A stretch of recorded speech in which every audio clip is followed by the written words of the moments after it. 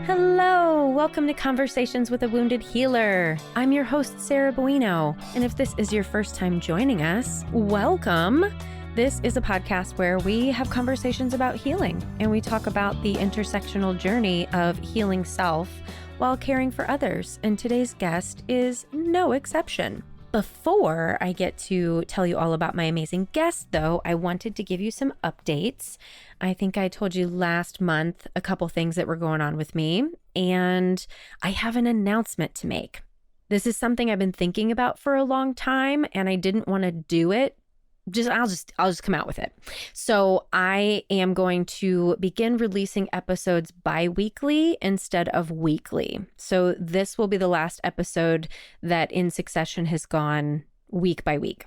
And so the next episode will happen 2 weeks from today. And I'm doing that. The podcast is literally, this is my favorite thing in my life that I get to do. And so I didn't want to release every other week because it's my favorite thing to do. But this is the only thing that's on my schedule that I have 100% control over. And this bitch got to find some more time in her life. So I'm being an adult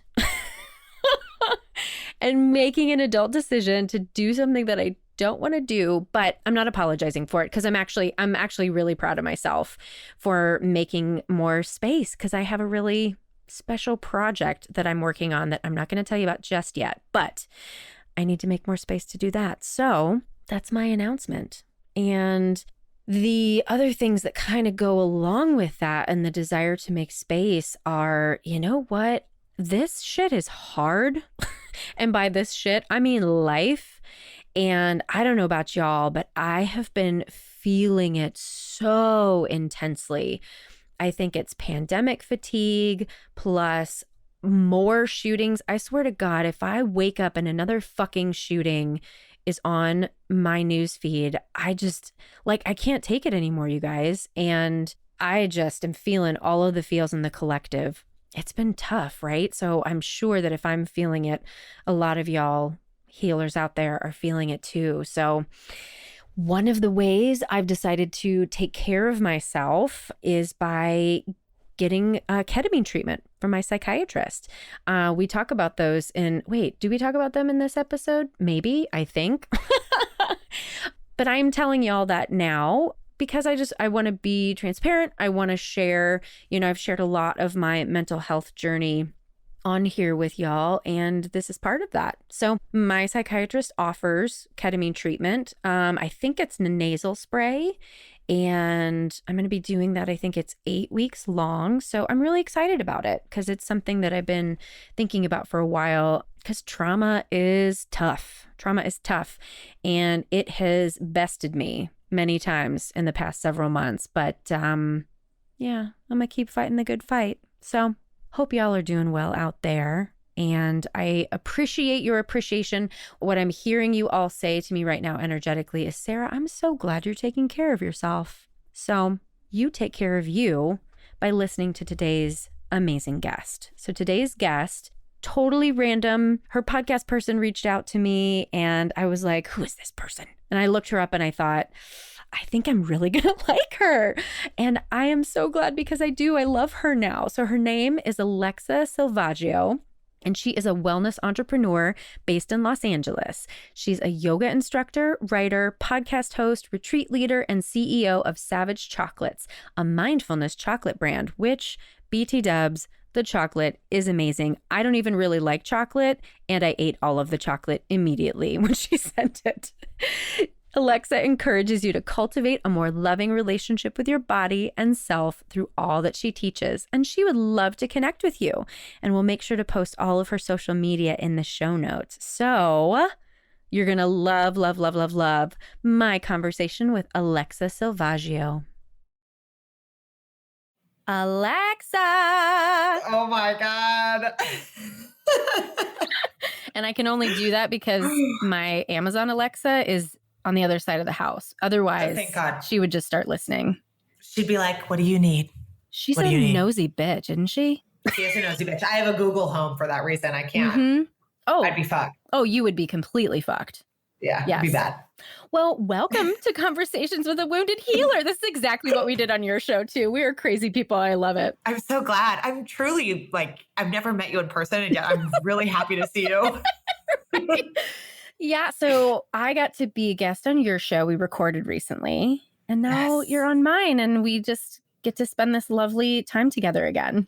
I'm so honored. We'll tell people before we're going to dissolve into silliness and wonderfulness. Before we do that completely, would you tell people more about who you are and what you do? Absolutely. So first of all, again, thank you for having me on. This is such a kiki. Let's have a kiki. Gotta have a kiki. Second of all, yes, my name is Alexa Silvaggio, and I am a wellness entrepreneur based in Los Angeles. I have been a yoga and meditation teacher for years, and I actually wanted to create a product that would encourage us to cultivate a more loving relationship to our body and to food, not just on the mat, but off the mat. Because I feel like we have this thing where we're in our yoga practice or we're on the meditation cushion and we're all like embodied and present and like, yeah. And then we get into our life and we're like flipping the bird at like the guy in the next lane, and we're like checking out for our meals, and we're doing all these things that aren't exactly in alignment with who we really want to be and how we want to feel. And so I created Savage Chocolates. My last name Silvaggio means savage in Italian. Hey-o. Tidbit. Hey, little anecdote there.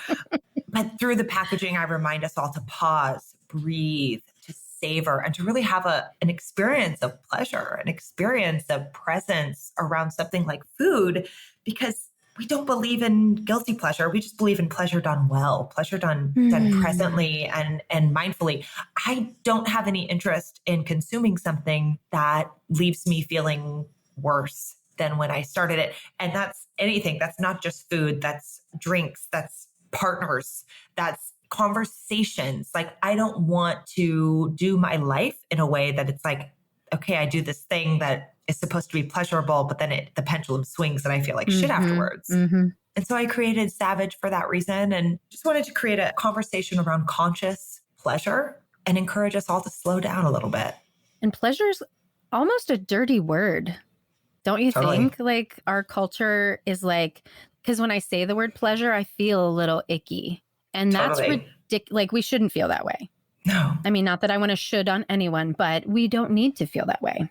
We don't need to. And it's so real. I think when you break down the archetypes of particularly American culture, it's like the hustler, it's like the renegade, the rebel, the entrepreneur. Like, those are all really fucking cool things. But when they are not met and matched with the feminine or the receiver or the lover or anything that kind of encourages us to slow down, right? That yin, then we spin out of control. And I think when you look at our culture, it's about doing more and doing it quicker and doing it harder and doing it more intense. And making more money doing it. Yes, exactly. Leans into the mic. Yeah. And it's like a badge of honor, you know? Like, it's like, I think Brene Brown was talking about like two guys in an elevator, and one's like, so what time did you finally get home last night? And the other guy's like, I didn't even go home last night. I've been working all night. And it's like this weird, like, I have done more than you have. And part of the reason that I am so passionate about this is because I am a doer. Like, I am super intense. Like, in case you couldn't hear it by my voice, ladies and gentlemen, and they, them, all of the above, everyone. I mean, I am intense. And like, my drive to create is powerful. But if I don't balance it, then like, I'm going to spin off like a Tasmanian devil. You know, we attract what we are. So of course I attract a lot of clients and a lot of students that are also very type A and very intense and successful and all of those things. And that's wonderful. But if we can't take time to receive, then, you know, we weren't just born to pay bills and die. And because I heard you say creating, and that made me think there's a huge difference between creating and producing. Oh my God. Absolutely. Absolutely. Creating comes from a place of allowing, and Mm-hmm. it's more of a channeled, like this came through me versus Mm-hmm. producing feels like a hustle. Like, okay, I have to like push my way through this. It takes more force. Right. Right. And let's not force it. No, why?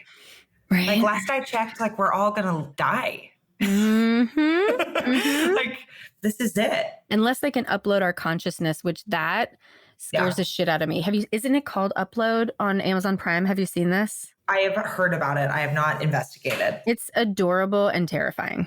And there was another show I was watching recently about uploading consciousness. And I'm like, Why? Just yeah, why? I feel like that is so ego driven, right? Like, why Right. is your consciousness so important? I mean, our consciousness continues. We're just not conscious of it, right? I completely agree. Hmm. Ashes to ashes, dust to dust, but who we really are does not combust. I love that. So let's start from the beginning. Alexa was born. And then how did you? You don't really have to start there, but I'm a Scorpio. Yes. That's why my two best friends are Scorpios. What are you? I'm an Aquarius. Oh, I love you. I have a lot of Aquarians in my life. It's so funny. I don't know. Like Geminis and Aquarius are supposed to be BFFs, but I have like almost zero Geminis in my life. But all these Scorpios, it's totally crazy. But I just love to hear like how you got to this place where you have this incredible wellness company and this amazing, incredible chocolate that I absolutely have to buy. You'll need to give us your website so I can get some of that. Well, A, I will send you some. B, I think we talked about this already, and I need to send you some. I need to get your address. B, why don't we make a code for your podcast Why listeners? don't we make a code? Oh, do you guys want chocolate? Who wants chocolate? Yay! Like,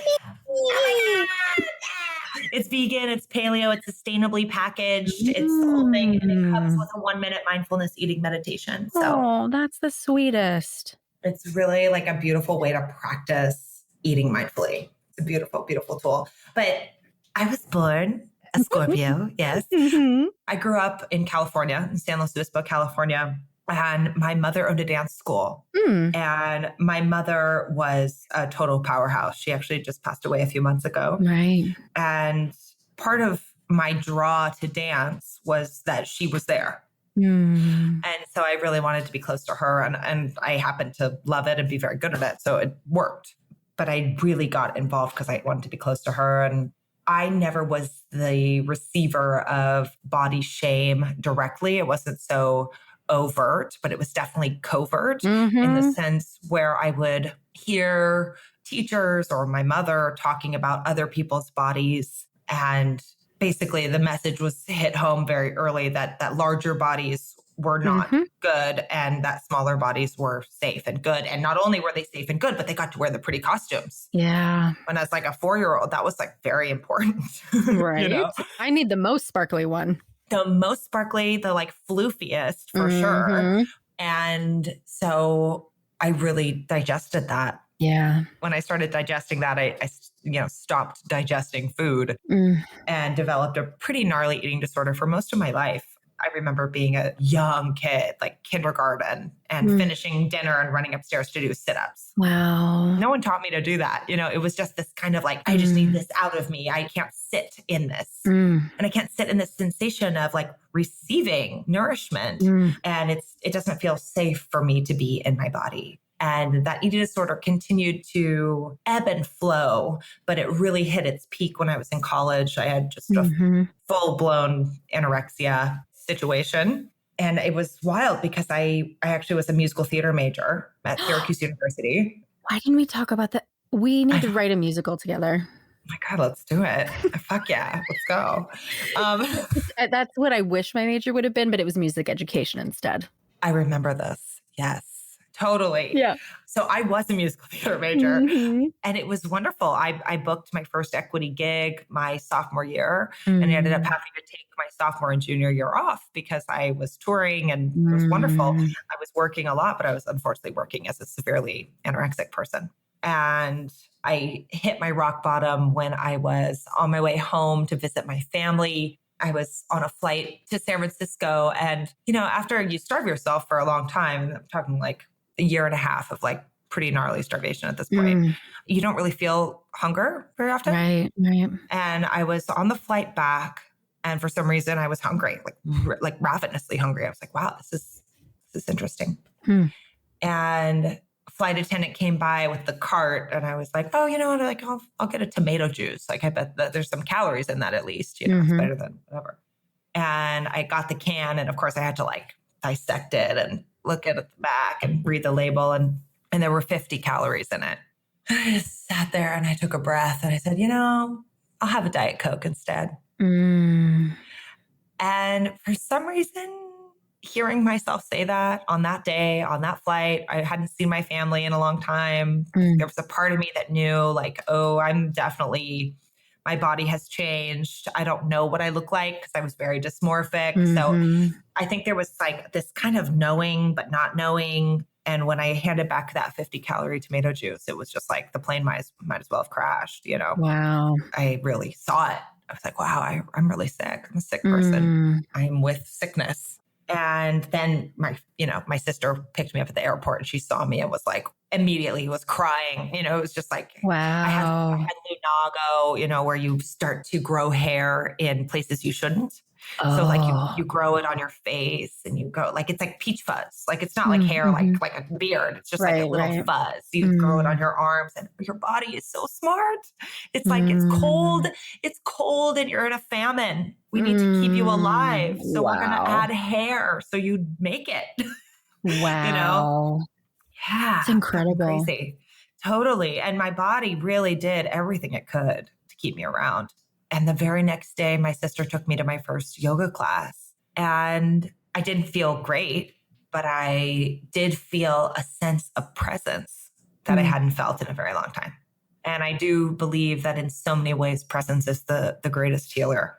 And I felt a sense of embodiment. And while I didn't like being in my body, I was at least able to figure out in some way, shape, or form, like, oh, I'm starving. You know, like I can feel them. I can feel that I'm starving. It's not like I'm right here and my body's 6 feet that way. They were somehow starting to join forces. And through that experience, and that helped me, you know, feel safe to start going to therapy. And that allowed me to explore a ton of other options. But that was really what got me on this path of wellness. And again, taking your mess and turning it into your message. Like my mess is around food. My mess is around my body, and my mess is around presence around my food and my body. And so to create this product that helps us embody our body while consuming something that we as a culture have deemed a little risky. Yeah. It's chocolate. It's not, you know, carrot sticks. You know, like, you know, to create consciousness around something that we've deemed a little like, ooh, a little like the word pleasure. It's like, whoa. Thank you for sharing that with us. And I was just really struck by the spiritual quality with which you tell it. You know, like I can hear the spiritual reflections in the way that you talk about starvation, really, right? And I definitely lump eating disorders in the category of addiction for sure, right? It's a process addiction. And in addiction world, you know, we really talk about there being a hole in the soul that we're trying to essentially kind of fill. And you tell it in such a beautiful, connected, like embodied way. Thank you. I've done some, you know, talk about the wounded healer over here. Like I've done the work as far as just looking at my shit. There's so many layers to not wanting to be present with what is, and starving is a really great way to do that. Right. Until it's not. Right. Until you're close to death. And I wonder, because I think that because our culture values thinness and small bodies and pale skin and all these things, I wonder how much I don't even know what you call it, but like what came up, and I'm just going to be totally authentic here, knowing that this is wrong, quote unquote. But as you're talking about this, I'm like, oh, what I wouldn't give to not be hungry, right? Because of the conditioning that I had from my mother, who did, you know, she never commented on my body, but she commented on her body and other people's bodies. And so, you know, I completely relate to this. And I'm just struck by how, even though I quote unquote know that that's not right, that's still my internal reaction. completely. And that is the power of a society that is so broken. That's not to, well, it is to blame, actually, in many ways. You know, it really is. Like you were saying, like we've also been conditioned to believe that lighter bodies are worth more. You know, we've been conditioned to believe that people with a certain amount of money are worth more. It's like, ugh, these are golden handcuffs and these are really fucked up handcuffs. Like it's all bad. These are fucked up handcuffs. That is it. Yeah, that's it. These are fucked up handcuffs. Like we're like, oh, we got to like work for that. Like we want to work to starve. We want to be okay with not being hungry. Like, I mean, here's truth time. My mother just passed. Yeah. And my mom had stage 4 cancer and was emaciated when she died. Wow. And it's one of those moments of like, we're all striving to be emaciated. And this woman, my sweet mom, would have fucking given anything to be able to eat something without being sick or eat something and let it put weight on her. Oh my God. She was like, oh, like I remember when she started to really get thin, she was like, I just want rolls. Like I want rolls of fat. Like I want to be a grandmother with a huge belly. She's like, I just want this so bad. And it's so heartbreaking how many of us are holding in such high regard this body type that literally means we're wasting away to no thing. And I think it speaks volumes also about our perspective as women around taking up space and around, you know, Glennon Doyle talks about in her book, Untamed, she talks about how one of the highest compliments you can give a woman is that she's selfless. Ugh. Right. But that's it. You know, it's like, yeah, the height, like, oh, that mother is amazing. She was so selfless. She made food for everybody else. She ran to every kid, picked up the kids at the game and then did 6 hours of work. And then she wrote her book later that night. It's like, so the highest compliment that a woman can receive is that she loses herself completely. Oh, okay. Well, that's information. And, you know, microcosm, macrocosm, how would that not make sense as a physical form as well? That you are worth more if you lose yourself completely. Whoa. Yeah. All right. That's a quote we pull out. But it's real. I mean, it's like, holy fuck. And how beautifully patriarchal that when you're so obsessed with the size of your thighs, you're not going to find a cure for cancer. Like you're not gonna learn another language. You're not gonna like be a dog mom. Like it doesn't matter what your purpose is. It could be a doctor or a dog mom. Doesn't matter. But you're not gonna do it wholeheartedly if you're obsessing about the size of your thighs. You know, like we're here to live a life on purpose. A beautiful way to knock you off your purpose is to obsess about the size of your thighs. It's time consuming. You live in this body. This body's your home while you're here. It's the vehicle for your spirit. It's not an ornament. It's a vehicle. And when we're spending so much time obsessing about it, like you're not going to do what your soul is here to do. You're just going to be stuck in a loop of self-hatred, which is exactly what patriarchy wants. Well, all of that. Yes, yes. And I'm getting angry right now because I'm in some ways happy that I was born in this time. And in some ways, like, I just wish I could see what happens when we get to the other side. And it's nowhere near in our lifetime, probably not even the next generation's lifetime. But I'm just really feeling into the shift. Like we're headed towards the divine feminine, right? Which is why the patriarchy is pushing back. As we're talking today, there's been a fucking another mass shooting, right? And all of it is an energetic reaction to women waking up.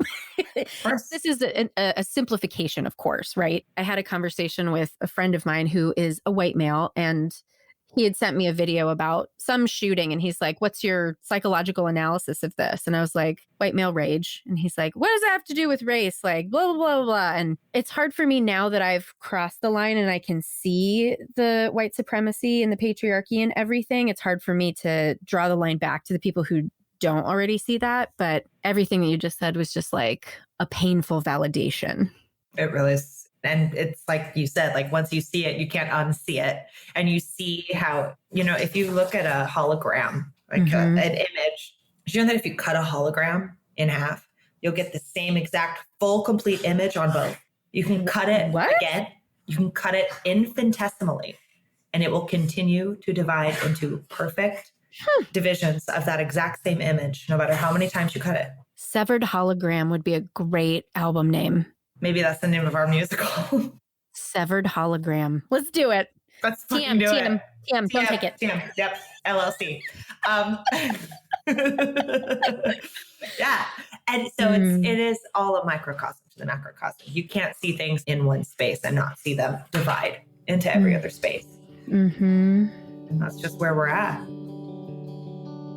Let me take a moment to just interrupt this amazing conversation and remind you that Head Heart Conversations is a webinar series that we're hosting for psychotherapists, and it's designed to invite your inner healer to the forefront of your personal and professional life. At Head Heart Therapy, we approach healing from the inside out, and we believe that in order to offer the best care to our clients, we therapists must do our inner work as well. And at this point in history, we're called to move beyond the old ways of being and courageously step into a new paradigm. Therapists are poised to support our clients' transformation, but we must also transform ourselves. And in this 4-part series, we encourage participants to learn about themselves as well as enhance their clinical skills. And our second webinar takes place on Friday, May 7th. It's titled Trauma from the Individual to the Collective. And myself and Rael Grayson team up to investigate how trauma affects a person internally and how that personal impact informs our collective experiences. There will be a special in-depth focus on racial trauma and how we begin to heal from the traumatic impact of white supremacy. And as a special thanks to Conversations with a Wounded Healer listeners, you can get 20% off your order by using the code podcast when you register. For more info and to register, visit www.tinyurl.com/hhconvos. And what's so interesting and also very creepy to me right now, there's something, my computer's clearly having the same mental breakdown that I've been having today. And there's this weird pixelated thing that's happening, and it's almost like your image is breaking down. So it's like, is someone in fucking Squadcast like trying to break down? I'm not that conspiracy theory, but it's just really interesting to me that that's what's happening. Cause like your eyes started to look weird. I'm like, is she crying? What's happening? And now I'm like, oh, it's pixelated. Well, that's weird. That's pretty wild, and kind of leads me to say the pixelation piece. I mean, that was another huge part of my healing, and I hope it's okay to talk about on your show. But a huge Whatever part of you want. Oh my God, I love you. A huge part of my healing was plant medicine. Was working with plant medicine. Oh, tell me more. I actually am going to start ketamine sessions with my psychiatrist very soon. So tell me more. Oh my God, I'm so excited. So you're going to participate in ketamine sessions. You're not going to be facilitating them. Correct. Okay. As a patient. Yes. Life changer. Total life changer. And it's not for it. Like if you're listening, it is not for everyone, but if it does resonate, I invite you to start to do some research and reading on this. There's so much information out there, but part of the pixelation piece is sometimes when you are on plant medicine, it looks a little pixelated. So I was like, oh, that's interesting. But I was actually teaching a yoga retreat in the jungles of Tulum and met a shaman there and felt very called through many experiences. I had been thinking about it for years. And then I met the shaman and was like, oh, great. Okay, this is an opportunity. But it was through that first ayahuasca experience that I was able to really see myself as separate from my body and yet living in my body. You know, like this is not who I am, but this is a vehicle, like you said. A vehicle. Exactly. And it's a beautiful vehicle, like sweet angel vehicle. But that was really part of what sealed the deal, because you can know something, you can know it, and then you can know it in your heart, or you can know it and feel it in your body. And it's such a different integration when you experience, and it's so hard to even put into words something like a psychedelic experience, because that's kind of the point, is that it's kind of larger than that. It's more divine than that. And of course, I recommend, if you're interested in doing an experience like this, doing it with a conscious facilitator or a therapist or a medicine shaman who's been doing it for a long time. The integration process has to be very, it needs to be integrated. It's not just this thing where, it's kind of like dream interpretation, really. Yeah. You go into these spaces and you set your intention of what you're wanting to work with or work through, and you receive this information and you download it, and then you get to integrate it. And it's kind of like dream interpretation. You're like, wow, well, what does that image represent? Or what does that mean to me? Or how does that make me feel? Or what is the message behind that? And starting to really untie some of those knots, and also to feel that sense of connection to all things, that sense of oneness that is who we really are. But we're here on this human plane to have this separate experience because that's going to proliferate our soul's growth, right? Like this moment of separation is what allows us to touch, to feel, to taste, to smell, to know something other than just unconditional love. Right. But to go into a space like a medicine circle and to be reunited with that same sense of connection to source. It's a remembering. Yeah. More than anything. Listeners who've been listening to the podcast for a minute have heard me tell this story, but I'll share it again. And if you want to go back and listen to the episode with Livia Budries, this is where I tell it. But I had a spontaneous Kundalini awakening in a therapy session when I was in trauma treatment, when I was in residential treatment. And what you're describing of that connection to source and that the sweetness with which you can relate to yourself was exactly what I experienced. And it was all something that just came out of therapy. Yes. So I'm excited to go on an intentional journey with the aid of ketamine and see what shows up. Because I just had the appointment yesterday where it's like the intro, and she was describing essentially that, of course, we as humans, our neural pathways are geared to go to the negative because we're trying to keep ourselves safe. And psychedelics point us towards the positive and point us towards more compassion and more love and more connection. And I'm like, I can already tell the way that my brain has changed since having that Kundalini awakening experience that I didn't even have access to the positive before in terms of relating to myself. I could do it in a superficial way, but not really. And now I can notice myself going back and forth at times. Majorly. Yeah. Yeah. I mean, I think that's it, exactly it. Well, first of all, Shakti Pot, good work. That Kundalini awakening is exactly what you're talking about. I mean, that is a psychedelic experience that comes from, by the way, you don't need psychedelics to go through that. Like you don't need psychedelics to get there. You did it. Exactly. I was in treatment where everything was like no caffeine, no anything. Exactly. You don't need it, but it's helpful. And that's it is you take those lessons from that space, be it Kundalini Shakti or whether it is a ceremony, and you reintegrate it into your life. And you do, the pendulum swings. It's a remembering and a forgetting. The opposite of remember is not to forget. The opposite of remember means to pull apart, to make separate. So to remember who we are and to remember that sensation of Kundalini or that sensation of psychedelic ceremony, to remember means to reintegrate, to remember who we are, to integrate it all. And that's it. So we're just continuing to remember it. And then there it goes. And then we remember it. And that's the human part, right? Like that's the human experience part. That's normal. I love you. I missed you. We talked last week. No, we just every week. People be like, why do they keep having each other on each other's podcast? It was so annoying. Because it's fucking lit. we just have too many things to talk about. That's the problem. Exactly. I need to have you back for sure. So yeah. Well, post ketamine. Actually, yes. Yeah. 100%. Yeah. A friend of mine, Lauren Taus, actually, I should introduce you guys. Yeah. Might be really cool. She has a podcast called Embodied Life, and she is a MAPS trained ketamine psychotherapist. MAPS is the Multidisciplinary Association for Psychedelic Studies, right? Just telling the listeners. Thank you. And she has a full practice. That's what she does is ketamine assisted psychotherapy. Oh, yes. I definitely need to have her on the show. Yeah. I think you guys will be out, and I'm sure she'd love to have you on hers too.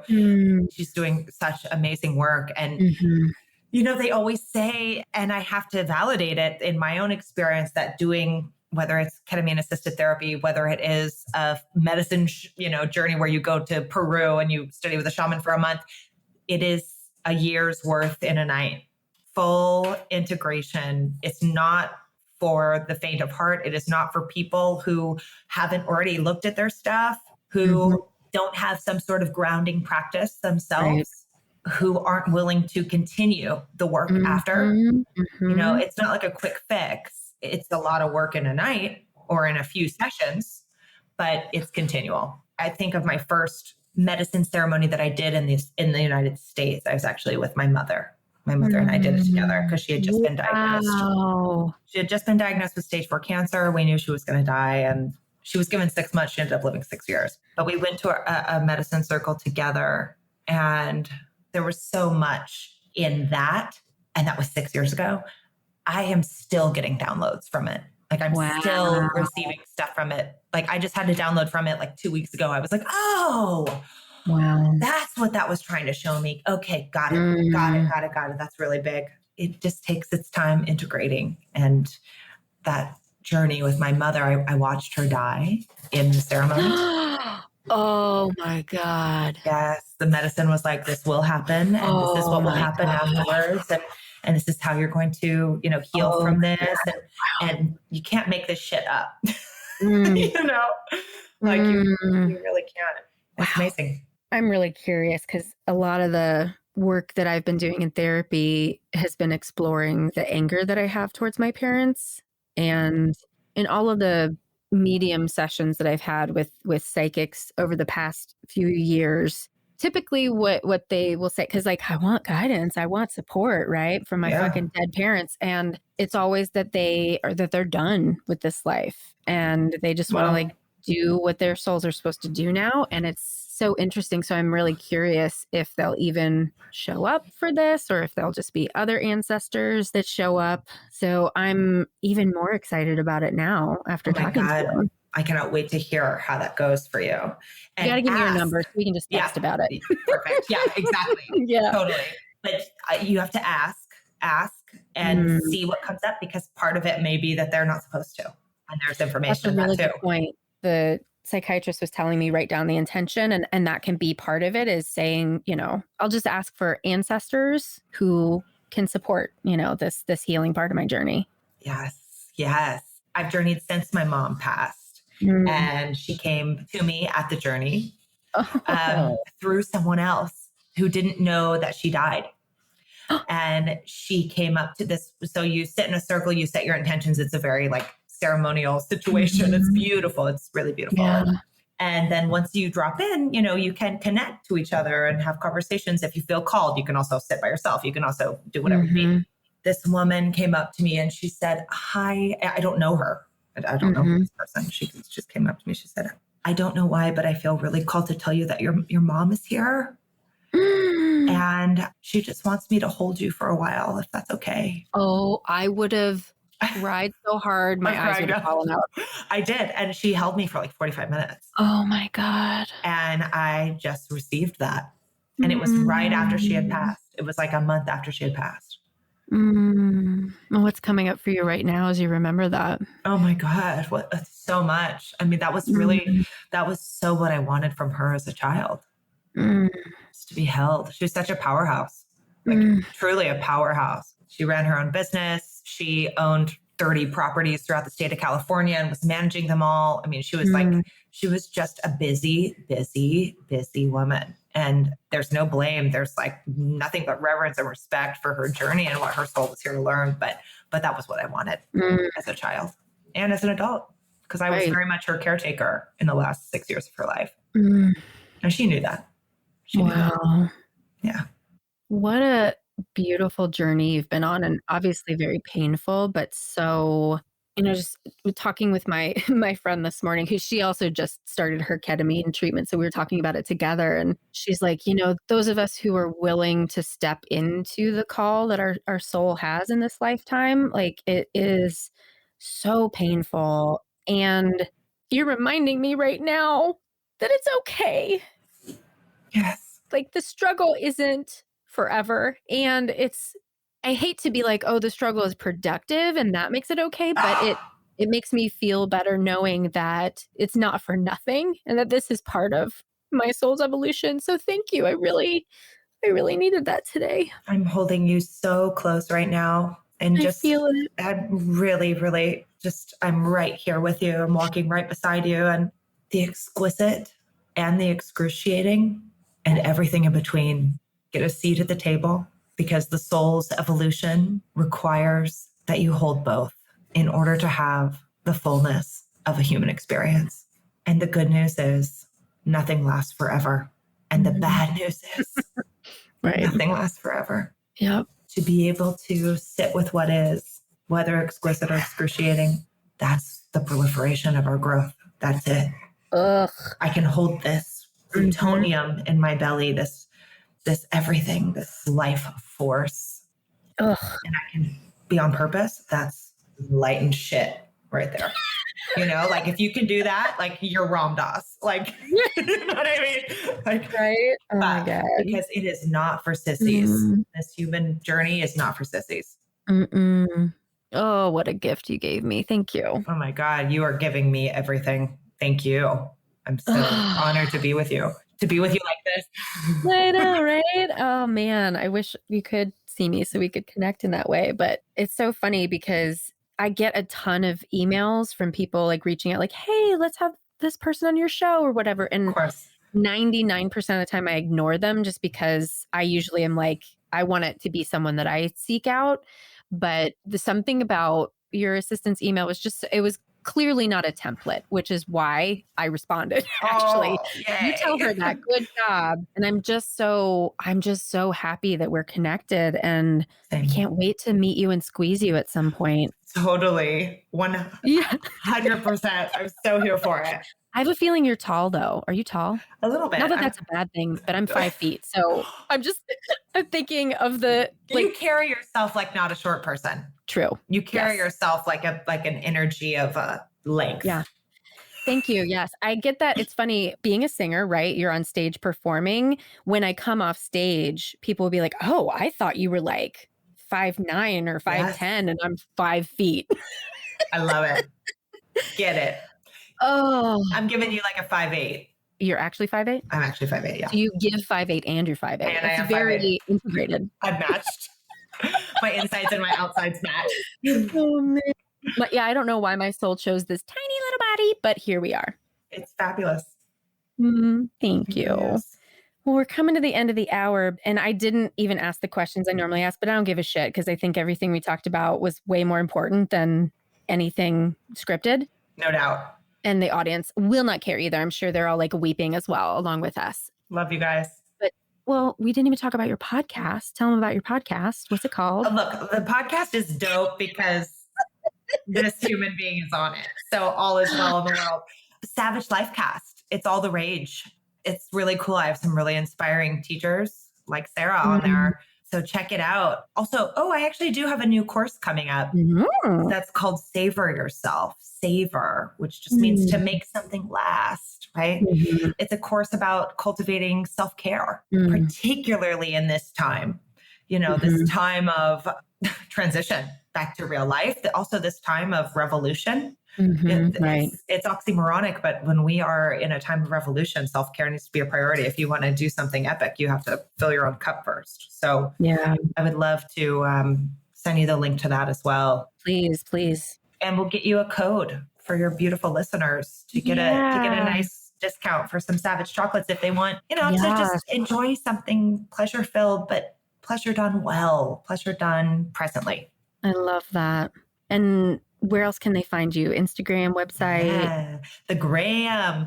I'm at savage.practices on Instagram. And she gives good gram. Let me tell you. Oh my God. You're good with the TikTok is it Reels? This is where my Gen Xer is showing like, is it the Reels? Is it the TikToks? What's on the Instagrams? Yeah. Oh, I don't understand. Well, and I actually truly don't, which is funny. Oh, I started TikTok, by the way, like 10 days ago because I started working with a marketing person and he was like, just stop, like, just get on it. I know you don't like, you're resisting, deal with it, do it. And I was like, okay, we're going to do it. Wow. So, but it's great because you do the TikTok and then you have your reel for Instagram. So, well, I'll take the info for your marketing person too. There you go. Yeah, he's great. He's so good. He's so good. Oh man, Alexa, you're a friend forever now. No doubt. You're stuck with me. I'm so down. Totally down to be stuck. And thank you for your beautiful heart. And thank you for your time and asking important questions and holding space and creating this container. I'm grateful. Thank you. We didn't even get to the healer and wounded healer question, but I don't care because everything that we talked about was about healing. So I hope you really enjoyed this conversation and that you love Alexa as much as I do. To find out more about her, you can go to our website at www.headhearttherapy.com/podcast. Thanks as always to Andrea Klunder and the Creative Imposter Studios for editing, to Liam O'Donnell for the album art, and to Ben Mueller for our theme music. Until next time, Wounded Healers. Bye-bye.